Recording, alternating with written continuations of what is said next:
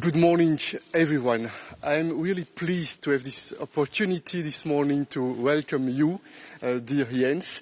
I think it's very important to discuss security, to discuss defense, and I'm pleased that we will have this morning an exchange of views on all those topics. NATO played and plays a key role in binding North America and Europe. We share the same democratic values, we have common strategic interests, and I'm totally convinced that this new Biden administration offers a unique opportunity to renew this transatlantic alliance between Europe and the United States. And we have some common priorities that I think we'll discuss this morning. First, we want more stability and more predictability in our immediate neighborhood, and we need to discuss the tools we are ready to use in order to reach this goal.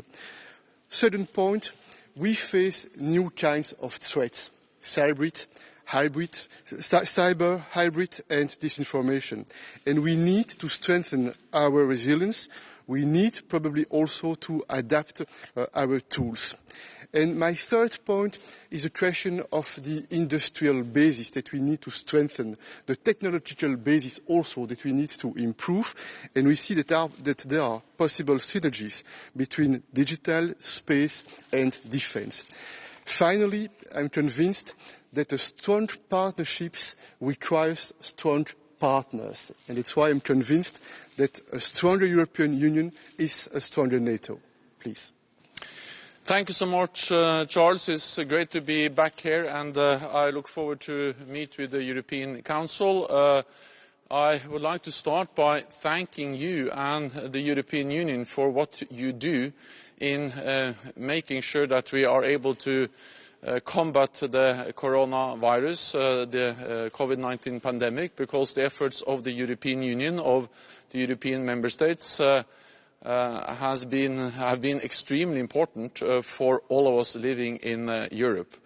At the same time, we see that our military forces across Europe are supporting the civilian efforts, helping to set up military field hospitals, transporting patients, medical equipment.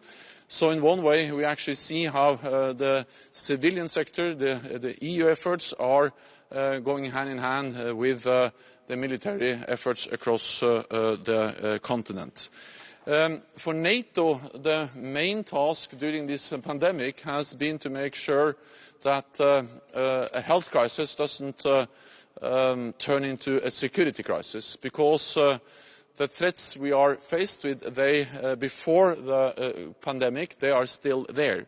Russia's aggressive actions, more brutal forms of terrorism, sophisticated cyber attacks, the rise of China, and the security implications of climate change. So no country or continent can face these challenges alone, not Europe alone, not North America alone, but Europe and North America together. And therefore, as you, I welcome the very strong message from the new Biden administration to rebuild alliances, to strengthen the transatlantic bond. And this will be also the main issue when NATO leaders meet later this year in Brussels. NATO 2030 is a project where we are looking into how we can further strengthen NATO, the transatlantic bond, and that includes also how we can strengthen the cooperation with the European Union. And over the last years, we have been able to lift the cooperation between the European Union and NATO to unprecedented levels. I appreciate very much your leadership on this, your commitment to NATO-EU cooperation, and I look forward to continuing to working with you and the European Union on issues like resilience, like cyber, like the countering the effects of climate change, and also continue to work on issues where we have been working together for many years, like stabilizing the Western Balkans and tackling migration in the Aegean.